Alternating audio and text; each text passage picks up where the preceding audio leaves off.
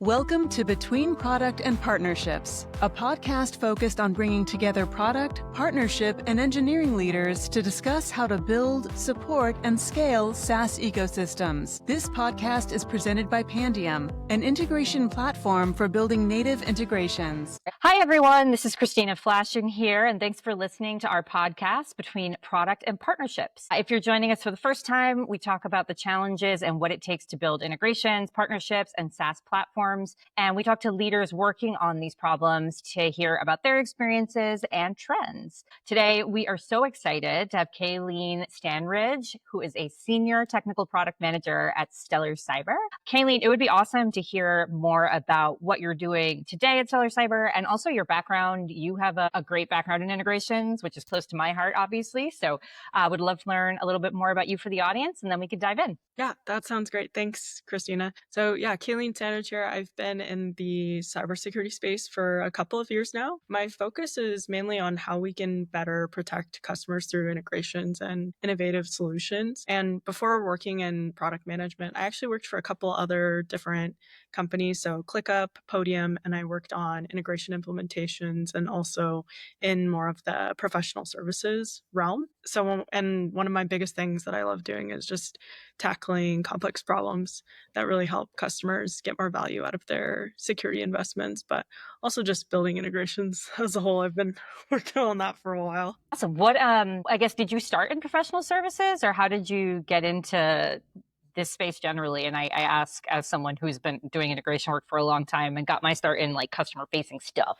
Yeah. So I kind of had a similar start to yours. I actually started in more of a customer facing role on the technical support side. And then I slowly started taking on more, I guess, technical cases around integrations, like API based questions, et cetera. And then moved into more of an implementation / project manager role at Pandium. I feel like depending on the maturity of the company, like a lot of times the CX team ends up trying to hack together the integration stuff because they're the ones that are like, or the onboarding folks, they're the ones that are like the first line of defense. And a lot of times, core engineering teams, it's not like the sexiest project to work on. And I'd love to hear more about what integration means at your current job. Like some folks that are listening might not be as familiar with the vertical that you currently work in. So just curious, like, what are you integrating to? Like, what are some of the challenges that are specific to that? Yeah, so I would say Stellar Cyber is really focused on being an open XDR, extended detection and response platform. So the main goal is to just unify security data from across the environment, from a ton of different systems, so users can detect and respond to threats faster. So I guess what's unique about it is just our focus on integrations and automation. But I think one of the biggest challenges is just getting access to all of these different systems. So all of the customers that we have a different tech stack, and there's no one size fits all approach. So getting access, or working with customers to get access, or even working with partners to get access can be kind of tricky sometimes. So another issue at hand, so you probably are familiar with too, is just sometimes our vendors change their APIs and then you have an integration break, or you have to try and keep up with some of the updates. But I think overall, that's probably one of the bigger challenges that we face. Yeah, I'd love to dive in a little bit on the access piece. That is a thing that has been a through line in my career working on these types of projects, which is like, if you're connecting to like QuickBooks or something, easy peasy, they have a whole dev situation, like you sign up for your own sandbox, but it's, there's a lot of companies and great big companies that run on, in-house built stuff or legacy technology or technology that is like really locked down. And I've also been noodling a lot about like all the new AI stuff and like how to get access to a lot of these silos. But I'm curious how you guys handle that. And I know that you're working in product. Like when you guys do have a new customer that comes and says like, hey, we're ready to sign up, but we've got this crazy situation in-house. Like, how do you guys deal with that? Do you have any best practices? Yeah, those are some great questions. So at least on our side, we have a pretty streamlined process in place right now for requests that come in. So when the ticket comes in, it comes through as a feedback ticket. We get the items at hand from the customer and the exact ask. And then we do a round of API testing. So we actually have a dedicated engineer that helps us actually run the tests and get the sample data and the information that we require right away. So if any access changes or if there's any issues later on, we have that information from the start, which is super helpful, at least for development. But another key thing that we do is we actually work pretty closely with our customer success team. So if we need access to any of our customers' environments, like we can work with them that way. But one thing is sometimes there's just no way to easily get access. So we've actually started working on simulating some of the data and information itself using some of the testing methodologies that we have. Interesting. I mean, I'm familiar with like you just can't get in that as an idea. I guess what kind of data are you talking about in terms of like what you guys are simulating? And this is a question from me. I'm really curious about it.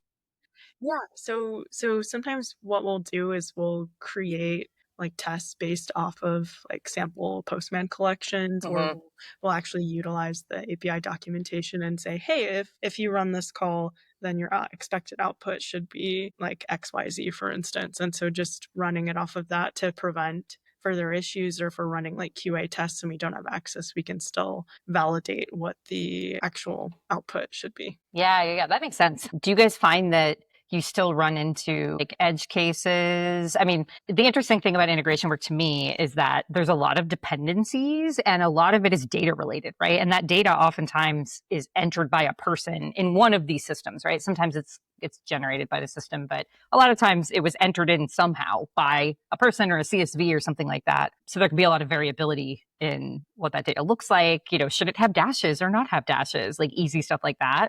I'm wondering if with that methodology you just described, if you feel like you guys are hitting, if you're still running into some of those issues or if the data is like pretty consistent. Yeah, we usually, for a lot of our API-based integrations, a lot of the times the data is pretty consistent. But if there are inconsistencies or differences in the logs that we get, we do have a way for users to send data using our log parsers. So they can basically forward logs over to our network sensor, and then we can utilize some specific like regex to parse out the logs or make changes as needed. Sounds like you have your hands full with this stuff. It's like one big web of integrations.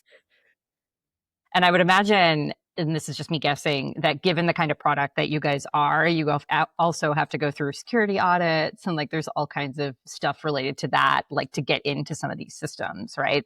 Which I'm sure trickles down to you in some capacity sometimes. Yeah, definitely. I feel like compliance is a huge thing, especially in our industry. So a lot of times we have to go through hoops, make sure we're meeting the customer's requirements, or storing credentials as expected, and like removing access to credentials when needed as well. Yeah, I'm curious with your specific industry, because I believe like ClickUp and Podium are what I would call like more like B2B SaaS, like generic kind of B2B SaaS. And that's not a diss. It's just security is its own language and its own use cases. Like what, if there are unique challenges that came with working within that industry, or if you think that like the challenges are pretty similar across the industries that you've worked in? Yeah, I would say a lot of the challenges related to security are probably a little bit unique in regards to the fact that a lot of our customers use on-premise solutions because they want to safeguard their data and they don't necessarily want it on a cloud-based solution, or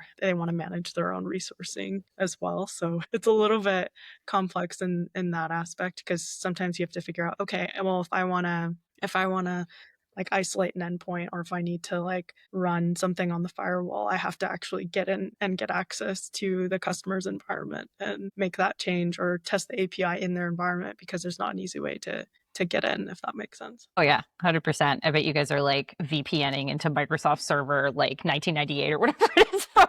Like I have lived that life of like servers in closets in New Jersey somewhere, and like I feel like you're literally like sending a person to go like plug something into it physically almost. Yeah, I bet for you guys that's like a very complex landscape with a lot of that stuff. I have a lot of feelings about some of the legacy technology and how like it's going to take a really long time, in my opinion, for a lot of that to go away. Like the push to the cloud is great, but there are companies that have been using these databases for decades, and like they're not moving it on to Azure anytime soon, you know?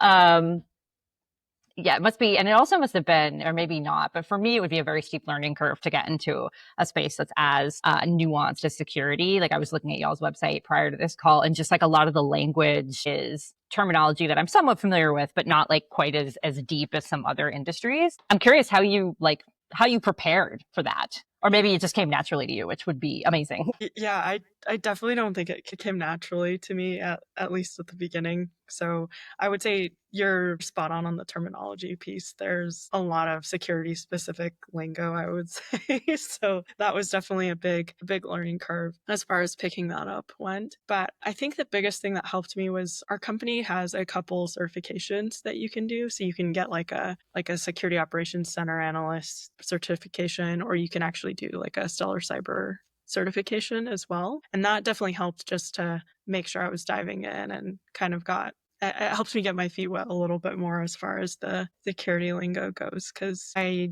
definitely did not have very much security experience at all. They were looking for someone to work on integrations, but yeah, the security background was not a thing, or at least it was at the start. But yeah. So many acronyms. And it's like in every industry, right? And we work at Pandium work we're horizontal, so we're across industries. And it's so interesting to hear how people use the language differently, but to describe similar concepts, right? Like I'm sure there are unique challenges with what you're doing, especially relating to like the on-prem stuff and some of the security pieces of it.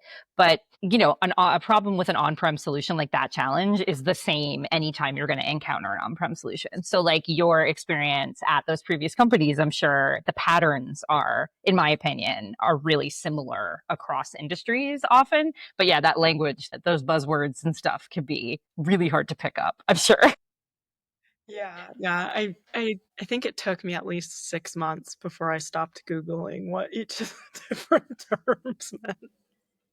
Well, then it's also, if it's an acronym, you're going to get something from like a totally different industry. Like I was looking at something earlier and it had like something to do with the ozone layer or SaaS. I was like, cool, cool, cool. Yeah. So you've been in the integration space for a while across some like pretty notable companies in terms of ecosystem. Like ClickUp has an incredible ecosystem. I'm curious what you see as the future for integration work in technology. Like where are we headed? What is it going to take to get there? Yeah, I definitely feel like integrations across the board are becoming a lot more democratized and like customer driven. So at least from my perspective, I see a future where integrations are more of a plug and play kind of configuration, or potentially even like integration platform driven. So like a Workato or like a Zapier, or like different integrations that non-technical audiences can help build or work at as well.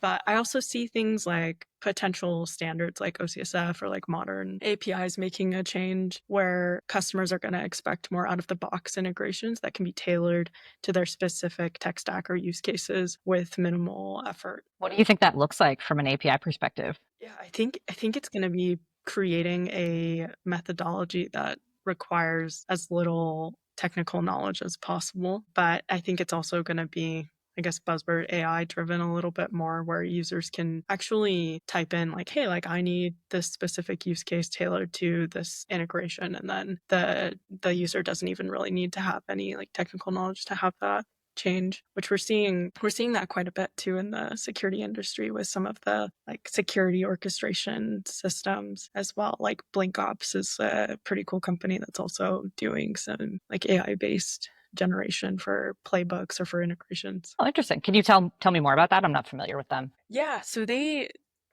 they are kind of a platform that essentially allows you to build out a security workflow. Let's say if a threat comes in, how do you want to triage that, or what do you want to happen next? What's the response to that action, or what response action needs to be taken? So that's probably something that I think is going to become more prevalent and is becoming more popular too as the need for more automation comes, but as AI needs more help with like AI response to it too, I think it's kind of an interesting route to take too. Yeah, well, and the AI, I mean, this AI stuff is like such a huge topic, right? But one thing I was chatting with someone from my team about earlier today was the idea of like the governance and security implications of all of these agents and all of this AI that, if you're a company and you don't have things like really, really, really locked down, like it is now very easy for a human that is not an engineer and maybe is not 100% aware of what they're doing to be like plugging things into your production environments. And even if it's something just like, oh, it's just Gmail, like log in with Google, like there are security implications to like funneling all this data all over the place. It's interesting. I wonder if we're going to see like a rise in products that are related to permissioning, like specifically for that stuff. I don't know. I'm very anal about like what I hook up where just from being in the space. And like, I read the thing and does it have read access? Does it have write access? Like, what really am I giving you? And even then, it's still really easy to just click through, right? And be like, yeah, sure, whatever. So I'm sure like really hardcore security folks are having nightmares about some of this stuff. I've already seen like shadow AI, like, the idea of shadow IT, that there's all this stuff running at your company that you don't even know about. I don't know if you've seen anything like that within sort of the customers that you've worked with, but it's definitely something that I'm keeping an eye on. Yeah, well, and it's interesting just the things that some of our customers want to monitor. Like we have like file integrity monitoring, like what changes are they making to files, or what are all the audit logs, what's scaling doing on a day-to-day basis, from like logging in to logging out to any kind of credential sharing or like even downloading files, for instance. So it gets pretty intense as far as the way that data can get leaked out. Yeah. And I mean, I'm probably overthinking it too. Like there's still worlds in which people are like emailing passwords around. So like, we've got a long way to go when it comes to fixing all the security things. But the fact that like these models, especially the LLMs, like the ones that you're using human language with, rely so heavily on external data sources. And like a lot of these data sources just makes me think like there's going to be a need for, to your point, even if it's just monitoring in some way. I don't know. There's definitely something out there around permissioning with some of this stuff. Yeah, definitely. So if we pivot a little bit more to what you're currently doing again with all the security stuff. So I know like cybersecurity is huge, right? Like there's a ton of technology that's encompassed in that. I'm curious how you guys think about talking about the value of your own product and the story that you tell externally around, hey, you should be paying attention to these things, or you should be using us instead of a competitor. How do you help formulate that story? Yeah, I think a lot of that goes back to the open in the XDR. So Stellar Cyber was one of the first to kind of, I guess, be like a key player in the XDR space. And the open really means like you can integrate different kinds of systems or pull in data from different areas. And so our main thing is just keynoting like, hey, we already have existing integrations with like around 500 systems. So you should be able to quickly get those data into the platform. But in another note, we also try to showcase to our users, like we're also building net new functionality. Like we're working on a new webhook ingestion configuration so users can build their own integrations in that way. But we also have like our log parser, so you can actually send and forward logs over, and our team will quickly get that data into the platform as well for our users and just make sure it's formatted and correctly routed to where the data should live as well. Is most of the like prioritization around new systems and stuff, is that like customer driven for you, or is it more strategic around current product roadmap items? Because 500 integrations is obviously a ton. So curious how you think about prioritization or roadmap for some of this stuff. Yeah, so for us, it's a little bit of both. So our teams will usually work on customer requests as they come in, but we also will think a little bit more strategically around how do we want to provide more value on the platform as a whole. So like an example would be like our ServiceNow bidirectional ticketing integration is something that we've worked on just as a platform-wide integration to provide better access for security teams to work with other teams that may not have access to Stellar Cyber itself. Do you guys have partnership people too, like at your organization, like folks that do the commercial side of ServiceNow? Yeah, so we do have partnership people here at Stellar Cyber, and they'll work with different vendors that we're integrating with or new vendors that we're looking to integrate with just to find like a mutually beneficial configuration, or we'll do mutual launches and just like mutual marketing ploys as well, or plays as well. Yeah, that go-to-market motion with some of these large companies like the ServiceNows of the world can be really helpful. Even though it's funny, like the build of some of those integrations can actually be like kind of lightweight. Sometimes it's not, but with some of these like kind of what I would call like cornerstone type of systems, they just have like a really good process for building into them. But there's like outsized value versus you might be working with like a small company that again has like some really crazy tech environment and it takes months and months to like get over the line. And you're like, I don't know, juice is worth the squeeze here. But you sound like the type of person that like likes the hard problem, which makes it hard to like walk away from that stuff. Like I love it when people are like, nobody can do this. I'm like, if there's a way in that does not involve doing sketchy stuff, like we will find a way in. Like if I have to fly somewhere and look at that Raspberry Pi under your desk myself personally, like I will do it. Cool. Well, this has been a really great chat. I think we're coming up on time. I'm curious if you have any final thoughts, parting words for all of our aspiring integration PMs out there, or folks more likely that are potentially early in their career and are being thrown the integration stuff, because that's what often happens. Yeah. Any parting words? Yeah, that's a great question. So I think it kind of plays along to what you mentioned about diving into the hard problems. Like it's super important to just stay curious and focus in on the customer centric items and think about like the harder problems at hand and how we can solve them. And from what I've seen so far, the best integrations that we have, they don't just solve a technical need, they really solve our customers' problems. And having that mutual collaboration with our customers and across teams has been really helpful too, because our integrations really touch everything from security to overall user experience. And I think long-term simplicity is really important too. So simplicity is your friend, I guess. So the easier it is for your customers to deploy and manage an integration, the more valuable it's going to be. Sometimes there's that trade-off, like you make it simple for the customer, which makes it less simple for you. But that's okay, right? Like that's your job. It's my job. Like we are the software company. Like it's our job to make it as easy for the user as possible while still maintaining quality, which that's actually challenging to me. Like I think it can be a lot easier to just offload that and be like, oh, the customer can figure it out. Like they can do all the configuration. I'm like, yeah, maybe they can, but maybe they want you to do it because it's your product and you're the expert. Well, it sounds like they're very lucky to have you. Thank you. Thank you. Well, thanks again for spending some time with us. I really appreciate it. I could talk about integrations all day long, definitely with someone like you. So maybe we'll catch up at a later time. For the audience, thanks so much for tuning in. If you want to find some more content, videos, blogs, etc., about integrations and partnerships, you can check out our website, pandium.com. And we hope to see you out there.